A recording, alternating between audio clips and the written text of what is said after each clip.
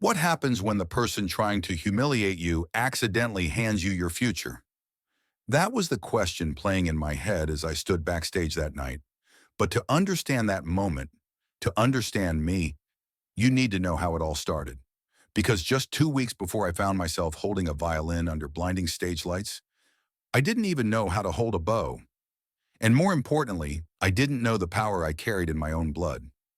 It began on a stifling Thursday morning at Langston High, a place where students of color walked on eggshells and the rules were flexible if your last name came with generational wealth.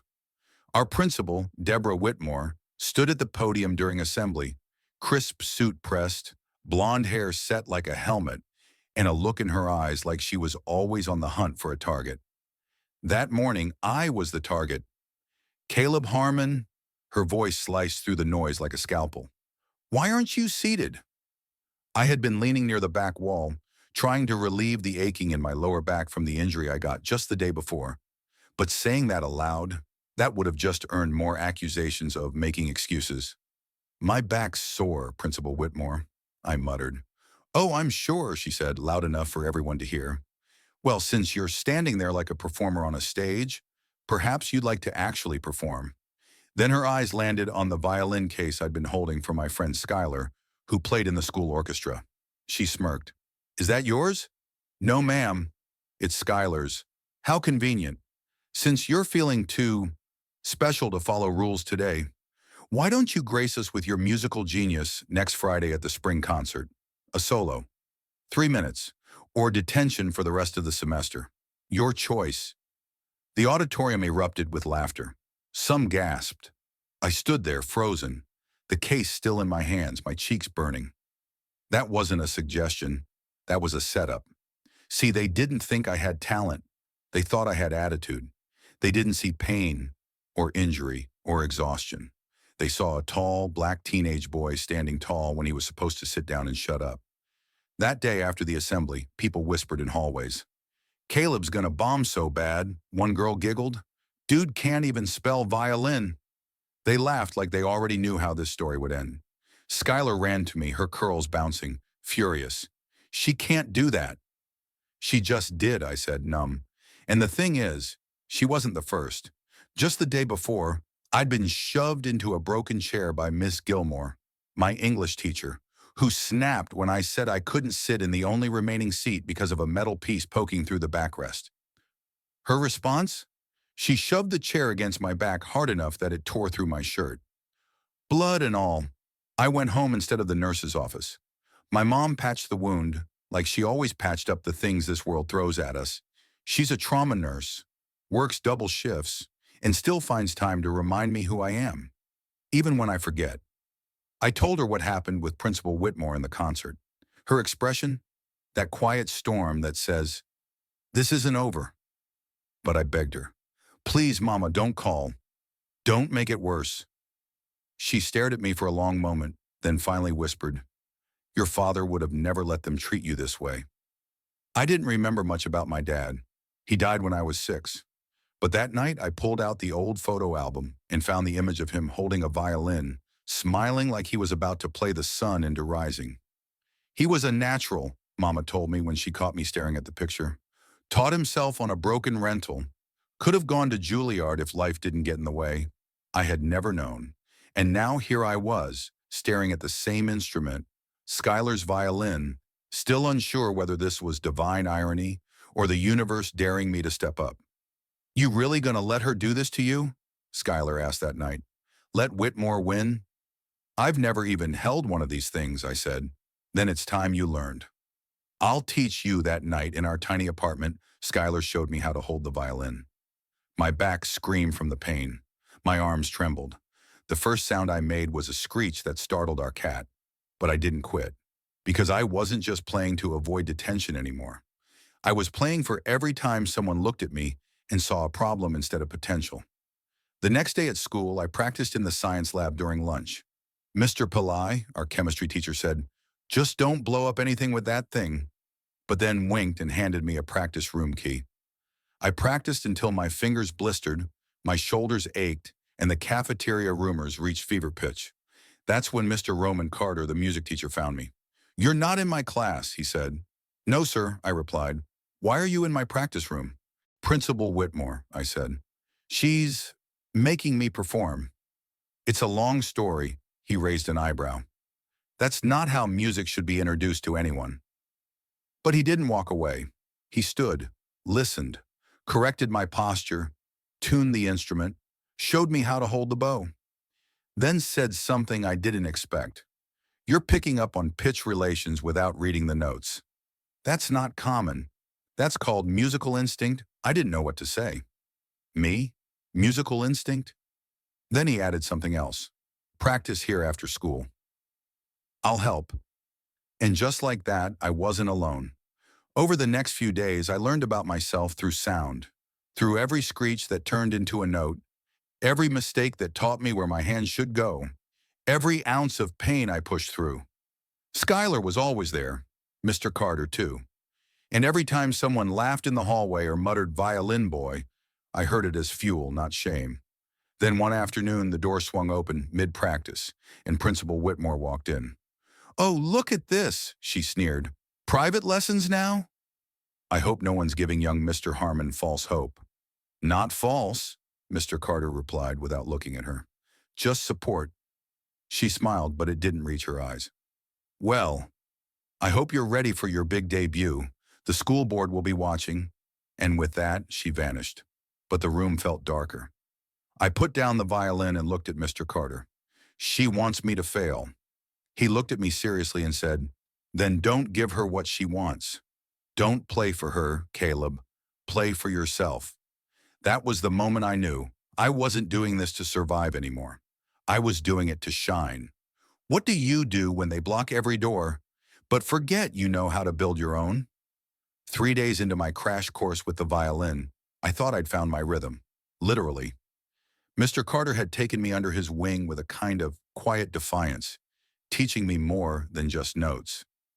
He taught me how to carry pain without letting it sour my sound, how to lean into the ache without letting it stop the music. Skylar stayed after school with me every single day, sometimes even skipping orchestra practice just to help me finesse finger positions and timing. It was exhausting, but something about the discipline felt right.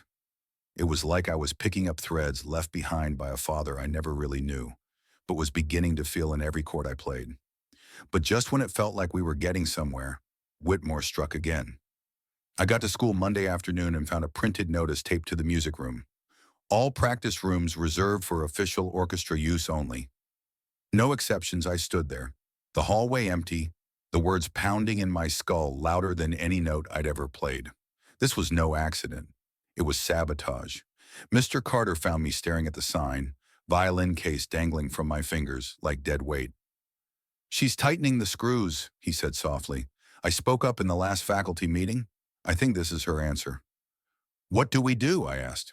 "We adapt," he said without hesitation. "Meet me at Lincoln Park across the street. 4:30. There's an open-air stage no one uses. We'll practice there later that day in English." Ms. Gilmore, still smug after the incident with the broken chair, decided it was her turn again. "Pop quiz," she announced, eyes locked on me. 20% of your final grade. I hope your violin studies haven't taken the place of your reading." I handed in the quiz early, confident I'd aced it, because I had read the chapter the night before, while icing my back. But as I left class, she stopped me at the door. "Mr. Harmon," she said sweetly, "I've decided to assign you a special 10-page paper on Hawthorne's symbolism, due tomorrow. Let's make sure you're balancing your academics properly." My throat tightened. "But the concert is the day after tomorrow. I was planning to practice." She smiled wider. "Your personal hobbies aren't my concern." I walked out without a word, afraid if I said anything, I'd snap. In the hallway, I nearly ran into Skylar. "What now?" she asked, seeing the look on my face. "They're making sure I don't make it," I said quietly. Skylar narrowed her eyes. "Then we make them regret underestimating you." That evening, after a long day of dodging sabotage and swallowing rage, I met Mr. Carter in Lincoln Park. The sun was low, shadows stretching long across the concrete amphitheater. There were no lights, no acoustics, no audience. Just grass, trees, wind, and us. "Your posture's off today," Mr. Carter observed the moment I started tuning. My back's worse, I admitted. Because of stress? Because of Miss Gilmore, I confessed. She's the one who jammed that chair into me last week. That's how I got the wound, he froze. You never told me that. Who would believe me? I said. You know how it is. Principal Whitmore would just say I'm playing the race card. I'd believe you, he said quietly. And more people would too, if given the truth. I looked at the violin in my hands, suddenly unsure I had the strength to keep holding it. Mr. Carter gestured toward the bench. Sit with me a minute. We sat in silence for a while, the trees above us rustling gently in the wind. Caleb, he said finally, why are you really doing this? I hesitated. To avoid detention? No, he said, shaking his head. You could have bombed the concert. You could have taken the L and walked away. But you didn't. Why? I didn't answer right away. I stared out at the park, then slowly, because I want to show them that I'm not what they think, that I'm not a joke, that I matter. He nodded. And that's important. But it can't be your only reason I turned toward him. When you play, you do something most beginners can't, he continued. You feel it. You're not chasing perfection. You're chasing meaning. That comes from somewhere deeper than pride or spite. I swallowed hard. When I play, it's like I hear my dad. Mr. Carter smiled, soft and knowing. Then play for him. Play for you, not for them. We practiced until the sun disappeared behind the trees and the sky turned violet. I stumbled over notes, my back throbbed, my fingers cramped, but I kept going. Because the music, flawed as it was mine now. It no longer belonged to Principal Whitmore or her twisted lesson. It belonged to the boy she underestimated. That night, I worked on the 10-page paper with Skylar, alternating between typing and practicing. She brewed coffee for both of us and refused to let me give up. We're almost there, she kept saying. They pushed you into this, but they don't get to define how it ends. The next morning, I handed in the paper. Gilmore didn't even look at it, just gave me a sarcastic, "We'll see how serious you are about your studies." At lunch, I got a text from Mr. Carter. Change of plans. Meet me at Riverside Music Shop. Trust me. When I got there, he introduced me to an old man named Emilio Rossetti, who owned the place. Smelled like wood and oil and magic. This is the student I told you about, Mr. Carter said. Rossetti studied me with sharp, amused eyes. So you're the one turning sabotage into symphony? I guess, I mumbled. Mr. Carter sat me down at a computer. There's something I want you to see. He clicked play on a grainy video clip from 20 years ago, a recital hall, packed audience, spotlight on a young man holding a violin. Even before he played, I knew. That's my dad, I whispered. Yes, Mr. Carter confirmed. Michael Harmon, he was my classmate for a semester, had to leave because of money, but he played like a dream. The boy in the video looked like me, but lighter, confident, calm. He lifted the bow, and the room filled with sounds so rich I almost forgot to breathe. He was offered a scholarship, Mr. Carter added, but he'd already made the decision to drop out. Your mom was pregnant. He chose family I couldn't speak. Rossetti disappeared into the back and returned with an old case. He sold this to me once, when he needed money. Said he'd buy it back. Never got the chance, he opened it. Inside lay a weathered but beautiful violin, my father's. It's yours now, Rossetti said. Paid in full. Just never cashed the checks. I picked it up. It felt different, like coming home to something I'd never been to before. Play, Rossetti said. I did. And for the first time, the notes didn't just sound better. They meant something. What if the moment meant to break you becomes the one that reveals who you really are? The day before the concert, Langston High was practically humming with rumors. Some students claimed I dropped the violin halfway through my solo and run off stage in tears. Others joked that Principal Whitmore had bet money on my failure. A few kids, like Skylar and her orchestra friends, actually believed in me. And that belief, quiet as it was, echoed louder than all the mockery. But I wasn't focused on the noise. I was focused on the violin, my father's violin now, and on the piece that had become the heartbeat of my rebellion. Massenet's Meditation. Mr. Carter had chosen it because it demanded emotion, not just skill. It had moments so tender they almost whispered, and others that soared like a scream being set free. I needed to learn to do both. We practiced in the park again that afternoon. Mr. Carter's lessons were relentless but never cruel. He pushed me because he believed I could handle it. Every time I messed up, he didn't say, "You're doing it wrong." He said, "Let's try again." And I did, again and again, until my back burned and my fingers ached, until my arms shook and the bow slipped from my hand. But then he said, "Play it like your father's watching," and somehow I found the strength to keep going. That night I barely slept. Not from fear, but anticipation. I was no longer trying to avoid embarrassment. I was preparing for something sacred. The next morning, the school was buzzing. Everyone was talking about the concert. I overheard kids in the hallway betting on whether I'd show up at all. Others claimed the whole thing was a disciplinary stunt. That phrase made my stomach turn, as if music, this beautiful, difficult thing, was just another way to punish a black boy who wouldn't stay in line. At lunch, Principal Whitmore made her final move. She pulled me aside outside the cafeteria, her fake smile in place, but her eyes cold. "Just remember, Caleb, this isn't Juilliard, it's high school. Don't get ambitious." I stared at her for a moment. "I'm not playing for you," I said quietly. "I'm playing for someone who believed I could be more than what you see." Her smile didn't falter, but the color in her face changed. That evening, I arrived early to the auditorium. Mr. Carter was already there, standing beside a tall black man in a tailored suit with salt and pepper hair and a presence that radiated calm power. "Caleb," Mr. Carter said, "this is Dr. Marcus Ellington. He's the music director at Eastman School of Music." My jaw nearly hit the floor. Eastman, one of the best music conservatories in the country, and here was its director, in our auditorium. "I watched the clip Mr. Carter sent me," Dr. Ellington said, extending a hand. "Your phrasing is raw, but emotionally honest. That's rarer than you might think." I shook his hand, still stunned. "You're here to watch me play?" "Not just to watch," he said. "To listen. Deeply." That's when Whitmore walked in. The moment she saw Dr. Ellington, her entire demeanor shifted. She greeted him with the sugary charm she reserved for cameras and school board donors. "Dr. Ellington, what an unexpected honor. I was told tonight's concert would feature a remarkable young soloist," he replied coolly.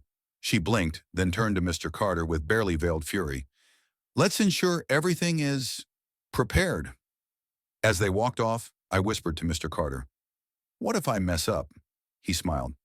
"Then you'll recover." That's what music and life is about backstage. I waited as the orchestra performed their numbers. Every minute that ticked by made the silence in my chest louder. Skylar was in the wings with me, dressed in her concert blacks, tuning her cello. "You've got this," she whispered. I nodded, but it wasn't until I opened the violin case and ran my hand over the smooth wood of my father's violin that my nerves steadied. The concert MC stepped up to the mic. "And now, for our final piece of the evening, we present a special solo performance by Caleb Harmon." I walked onto the stage. The lights blinded me. The auditorium was packed. School board members, teachers, students. My mom sitting in the third row with Skylar's family. Mr. Carter, hands clasped tight. Dr. Ellington, arms crossed, watching with a slight smile. And of course, Principal Whitmore, sitting like a queen ready to watch a peasant stumble. I closed my eyes. I thought of my father, fingers dancing over strings in that old recital video. Of my mother who gave up sleep and peace to raise me. Of Skylar, who stood by me when no one else did.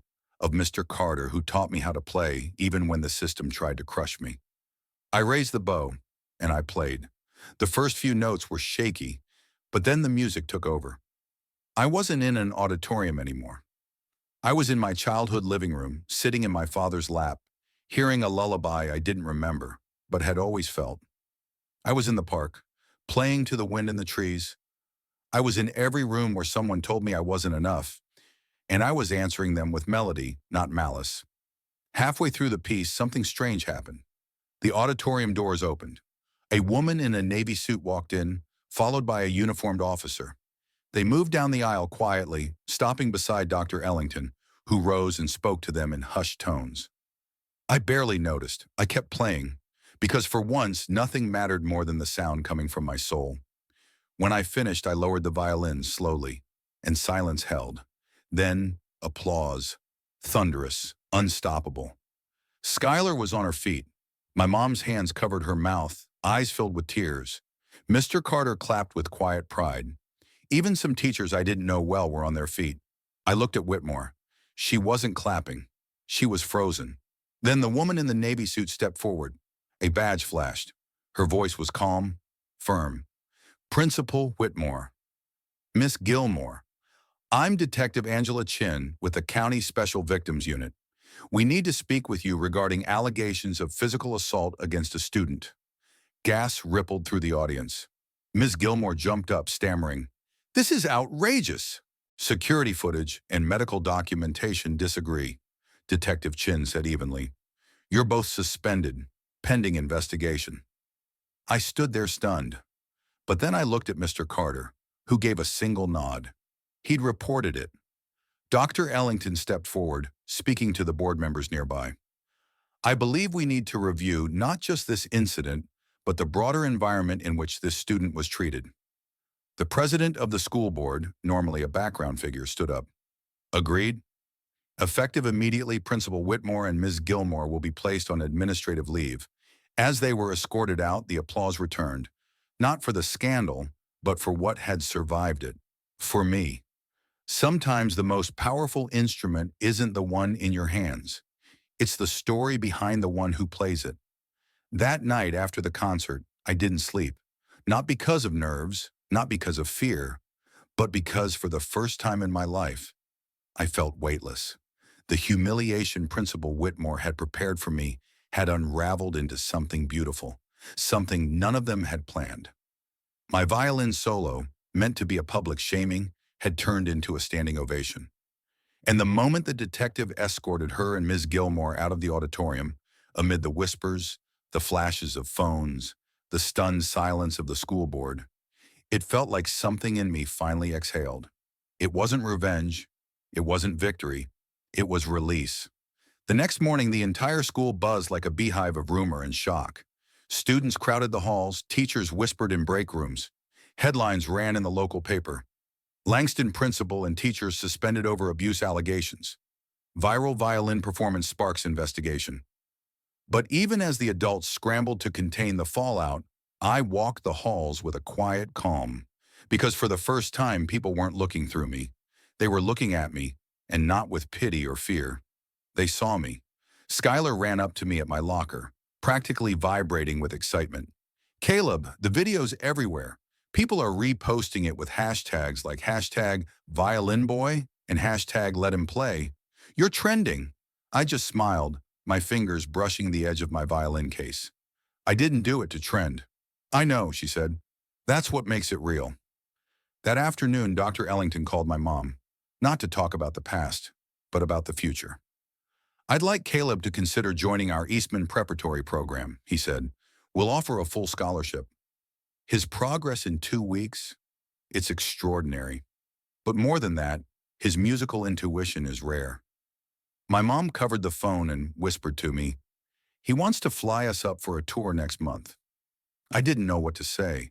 My world had shifted so fast it still felt like it was spinning. I had walked into Langston 2 weeks ago as a student trying not to get noticed. Now I was being invited to train among the best. The week that followed felt like a blur. Dr. Gaines, the interim principal, called a special assembly, one where, this time, I was invited to sit in the front row. Langston High owes Caleb Harmon more than just an apology, she said at the podium. It owes him change. And today that begins. The whole auditorium clapped, not just politely, but fiercely, like they were trying to clap out years of silence and injustice. Mr. Carter was appointed as the new Director of Arts and Student Enrichment. His first act? Expanding the music program, adding free instrument rentals, creating a peer mentorship group. No student with talent, he said, should be left unseen. Skylar, of course, was the first mentor. She nominated me as co-lead. You've got more to teach than you realize, she said. But not everyone celebrated. In the back of the auditorium, I saw a teacher I barely knew, Mr. Langley from geometry, sitting with folded arms, expression tight. He didn't clap. He didn't stand. And that's when it hit me. Some people didn't care how hard you worked, how talented you were, or how much you'd been hurt. They would only ever see what they wanted to see, and that's why this wasn't over, not by a long shot. 2 weeks later, I stood outside the county courthouse beside my mom and Mr. Carter, watching from a distance as Principal Whitmore and Ms. Gilmore walked into the building under a storm of cameras. Their case had drawn statewide attention. The charges weren't just about me. A full investigation had uncovered years of complaints, most of them ignored or handled internally, but no more. The system let this happen, the prosecutor said during the hearing, because silence is easy. But we're not here today for silence. We're here for justice.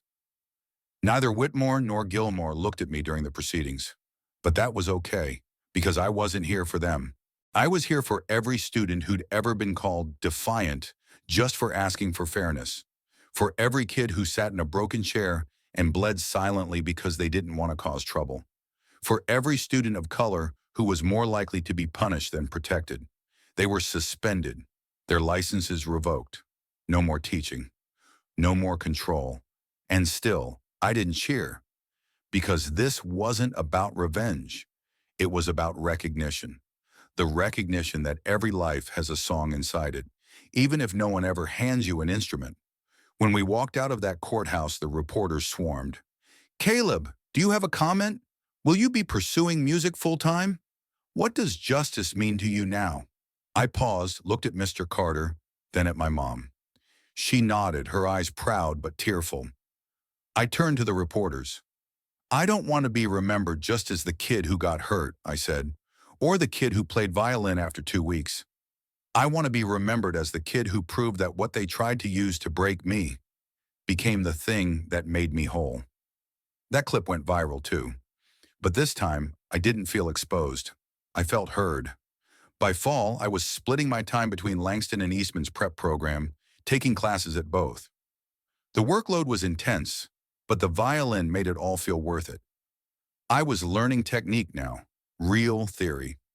But what mattered most? No one at Eastman laughed when I said I'd only been playing for a few months.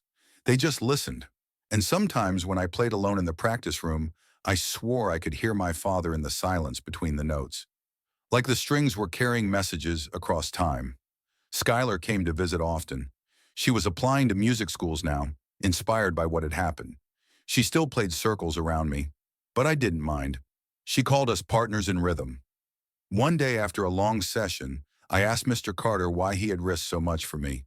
He looked at me, eyes soft. "Because someone once risked something for me, and because you reminded me of the kid I used to be, the one who needed just one person to say, 'I see you.'" We hugged. No words needed. Weeks later, I got a letter in the mail with the Eastman seal.